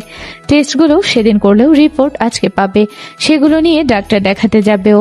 তাই রেডি হয়ে বেরিয়ে পড়ে। ও রিপোর্টগুলো নিয়ে ও ডাক্তারের চেম্বারে যায়। ডাক্তার গম্ভীর মুখে সবগুলো রিপোর্ট দেখে, তারপর তিথিকে বলে, মিসেস তিথি, আমি যেমনটা ধারণা করেছিলাম সেটাই হয়েছে। এত কম বয়সে যে আপনি কিভাবে এমন একটা রোগ বাঁধালেন আমি ভাবতেই খারাপ লাগছে আমার। কি হয়েছে ডাক্তার, কিছু সিরিয়াস কিছু? সিরিয়াস মানে অতিরিক্ত সিরিয়াস।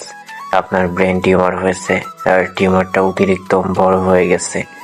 এখন আর কোনো মেডিসিনে এটা কমানো বলতে গেলে জীবন মৃত্যু একদম লাস্ট স্টেজে আছেন আপনি। আপনার হাতে আর বড়জোর 2 মাস সময় আছে। হ্যাঁ, একটা উপায় আছে, যদি ভালো কোনো সার্জেন্টকে দিয়ে সার্জারি করাতে পারেন তাহলে হয়তো বেঁচে যাবেন। তবে আপনার যেই কন্ডিশন তাতে সার্জারি সাকসেসফুল হওয়ার চান্স মাত্র 20%।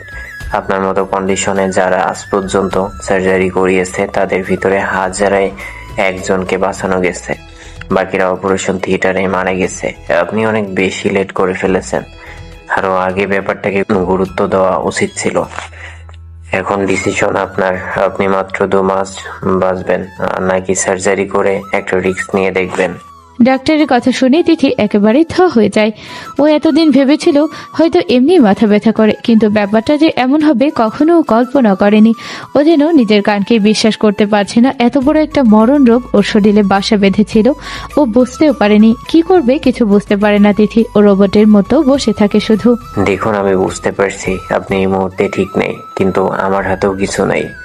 আপনি একটু বেশি দেরি করে ফেলেছেন।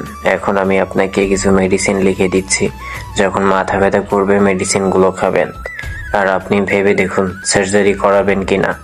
ততদিন না হয় মেডিসিন খেয়ে ব্যথা কমিয়ে রাখবেন, তবে যেটাই করাবেন দ্রুত। সার্জারি করার ইচ্ছা থাকলে সেটাও দ্রুত করতে হবে, কারণ বেশি সময় নেই। 2 মাসের ভিতরে তখন যে কোনো কিছু হয়ে যেতে পারে, তাই একটু দ্রুত সিদ্ধান্ত নেবেন। ডাক্তারের চেম্বার থেকে বেরিয়ে তিথি সোজা বাসায় চলে আসে। বাসায় এসে গোসল করতে যায়। প্রায় 1 ঘন্টা ও ঝর্ণার নিচে বসে ভিজতে থাকে আর কান্না করতে থাকে। আকাশ বাসায় এসে তিথিকে রুমে না পেয়ে বাথরুমের দরজা অনেক সময় ধরে ধাক্কা দিতে থাকে। প্রায় 5 মিনিট পরে তিথি দরজা খুলে দেয়। ও নিজেকে যথেষ্ট স্বাভাবিক দেখানোর চেষ্টা করে, কিন্তু অনেক সময় ভেজার কারণে ওর চেহারা ফ্যাকাশে হয়ে থাকে, চোখ আর নাক লাল হয়ে গেছে। ওকে এভাবে দেখে আকাশের কিছুটা খটকা লাগে। ও তিথির 2 বাহু ধরে জিজ্ঞেস করে, তুমি ঠিক আছো? তোমার চোখ মুখের এমন অবস্থা কেন? তুমি কি কান্না করছিলে এত সময়? কই না তো, আসলে পিরিয়ড হলে আমি একটু সময় নিয়ে গোসল করি তো, অনেক টাইম পানিতে ভেজার কারণে এমন দেখা যাচ্ছে। এত সময় দরজা ধাক্কা দিচ্ছিলাম, কোনো সাড়া দিলে না কেন? জানো আমি কতটা টেনশন করছিলাম। আর একটু হলে আমি দরজা ভাঙতাম। পানির শব্দের জন্য শুনতে পাইনি। আর একটা প্রশ্নের উত্তর দাও তো। আমি তো আগের দিন তোমাকে বললাম আমি তোমাকে ভালোবাসি, তুমি কি আমাকে ভালোবাসো? আকাশ কি উত্তর দিবে বুঝতে পারে না। অনেক সময় চুপ থেকে বলে ওঠে, হ্যাঁ, আমিও তোমাকে ভালোবাসি। আকাশের মুখে ভালোবাসার কথা শুনে তিথি ওকে জড়িয়ে ধরে বলে, যদি আমি এখন হুট করে মারা যাই তুমি কি খুব বেশি কষ্ট পাবে? তিথির মুখে মৃত্যুর কথা শুনে আকাশের বুকের ভেতরে কেমন মোচড় দিয়ে ওঠে। ও কল্পনা করে তিথি আর নেই। এমনটা কল্পনা করতে গিয়ে ওর খুব কষ্ট হতে থাকে। এই প্রথমবারের মতো ও বুঝতে পারে ও নিজেও তিথিকে ভালোবেসে ফেলেছে। তাই তিথির মুখে মৃত্যুর কথা শুনে ওর কষ্ট হচ্ছে। ও তিথিকে আরো শক্ত করে জড়িয়ে ধরে বলে, এইসব কেমন কথা? হ্যাঁ, কিছু হবে না তোমার, আমি হতে দেব না। সব সময় এমন বুকে আগলে রাখবো। তোমার কিছু হলে আমি কি নিয়ে বাঁচবো? এত অল্প বয়সে আমাকে বিধবা বানানোর শখ কেন জাগছে তোমার? ছেলেরা বিধবা হয় না বোকা, ছেলেদের বউ মরলে তাকে বিপত্নিক বলে। ও সেই হলো। এরপরে কখনো যেন তোমার মুখে এমন কথা না শুনি, বুঝলে? আমরা একসাথে বাঁচবো, একসাথেই মরবো। আকাশের কথা শুনেই তিথি ইমোশনাল হয়ে যায়। ও আকাশের দিকে মায়া ভরা দৃষ্টিতে তাকিয়ে থাকে। ওর প্রতি আকাশের ভালোবাসা দেখে ওর যতটা না ভালো লাগে, 2 মাসের ভিতরে ও আকাশকে একা ফেলে মারা যাবে এটা মনে করে ওর তার চেয়ে 1000 গুণ কষ্ট হতে থাকে। ও অনেক চেষ্টা করে নিজেকে সামলানোর, কিন্তু পারে না।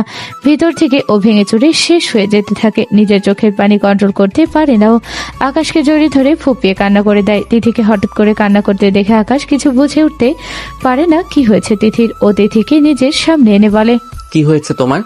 আবারও শরীর খারাপ লাগছে? কান্না করছো কেন? আমার কোনো কথায় কষ্ট পেয়েছো? যদি এমন কিছু হয়ে থাকে তাহলে সরি।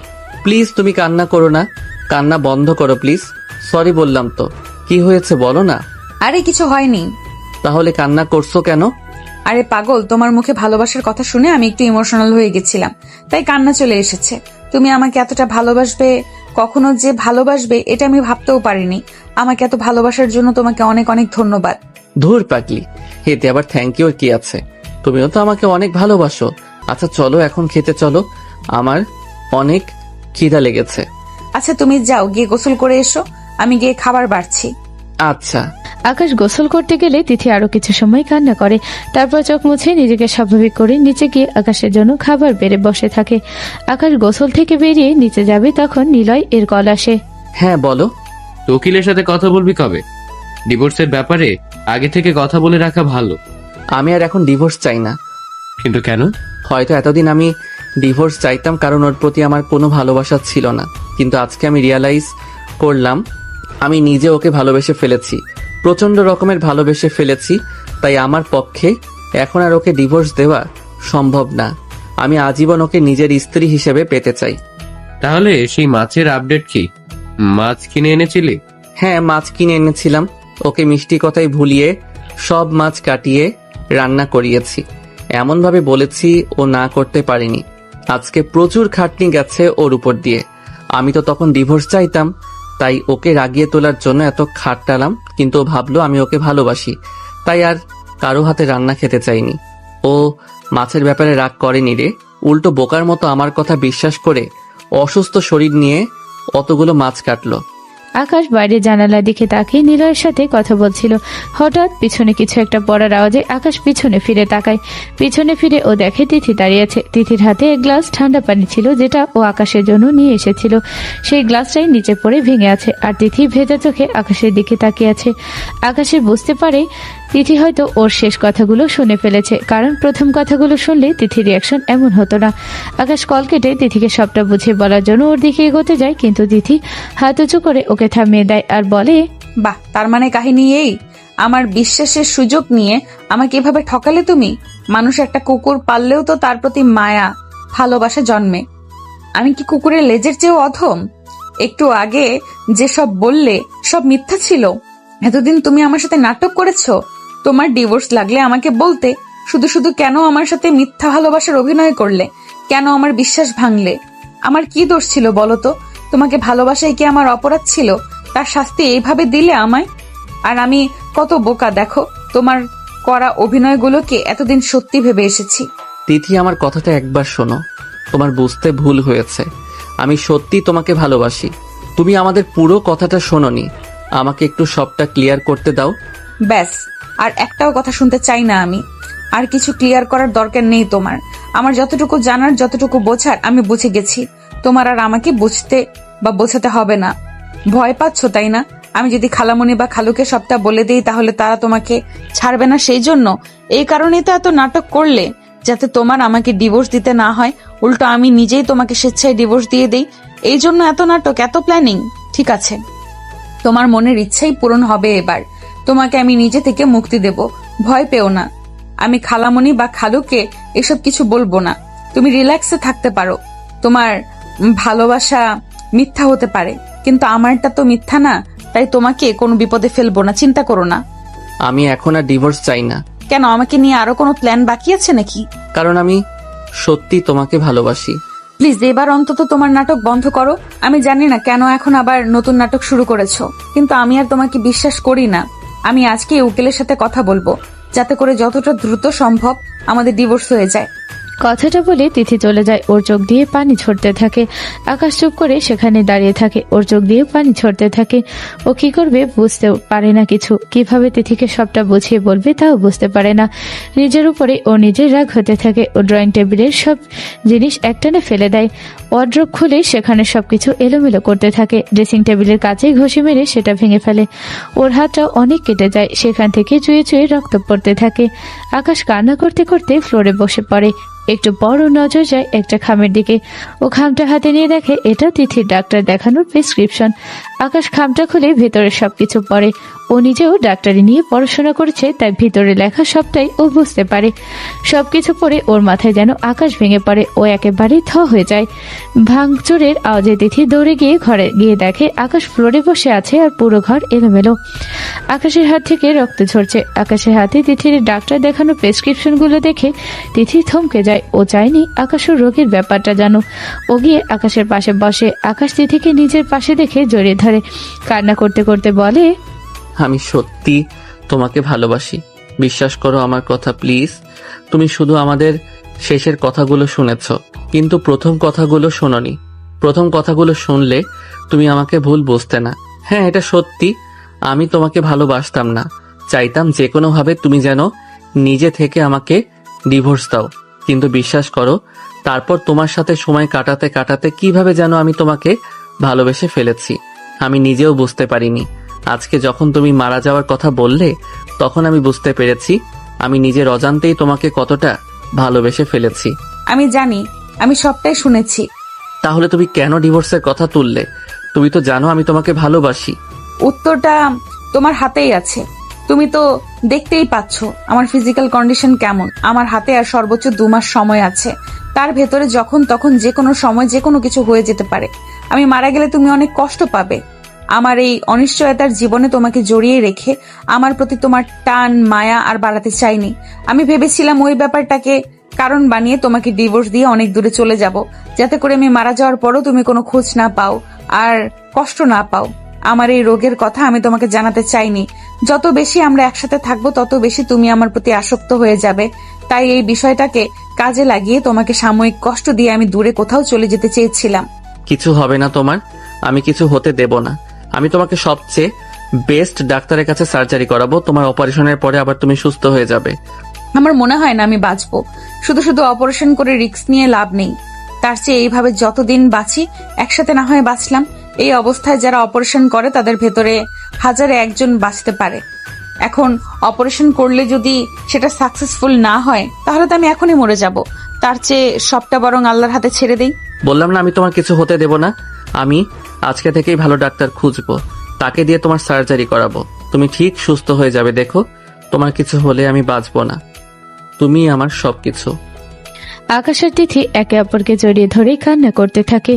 দুজনের মনে একটাই ভয় কাজ করতে থাকে, যদি অপারেশন সাকসেস না হয় আর তিথির কিছু একটা হয়ে যায় তখন কি হবে। আকাশ খুঁজে খুঁজে বাংলাদেশের সবচেয়ে ভালো ডাক্তারের সন্ধান পায়। তার সাথে কথা বলে অপারেশনের ডেট ফিক্সড করে। আর মাত্র 3 দিন পরে তিথির অপারেশন হবে। এই কয়দিনে আকাশ তিথির অনেক খেয়াল রেখেছে। বাসার সবাই এখন তিথির রোগের ব্যাপারে জানে। আকাশের মা বাবা দুজনেই তিথির অনেক খেয়াল রাখে। আকাশের মা নামাজের মোনাজাতে কান্না করে আর চায় তিথি যেন সুস্থ হয়ে যায়। তিথির রোগের কথা জানার পরে টিয়া আর ওর মাও ভালো হয়ে গেছে। ওরাও তিথির অনেক খেয়াল রাখে। তিথির প্রতি আকাশের ভালোবাসা দেখে টিয়া বুঝে গেছে আকাশ আর কখনো ওর হবে না। ও ব্যাপারটা স্বাভাবিকভাবেই গ্রহণ করে নিয়েছে। দেখতে দেখতে তিথির অপারেশনের দিন চলে আসে। পরিবারের সবার দোয়ায় আর আল্লাহর রহমতে শেষমেশ তিথির অপারেশন সাকসেস হয়। ওর ব্রেন টিউমার রিমুভ করানো হয়। তারপর আস্তে আস্তে তিথিও সম্পূর্ণ সুস্থ হয়ে ওঠে। আকাশ আর তিথি খুব হাসি খুশি ভাবে নিজেদের সংসার সামলাতে থাকে।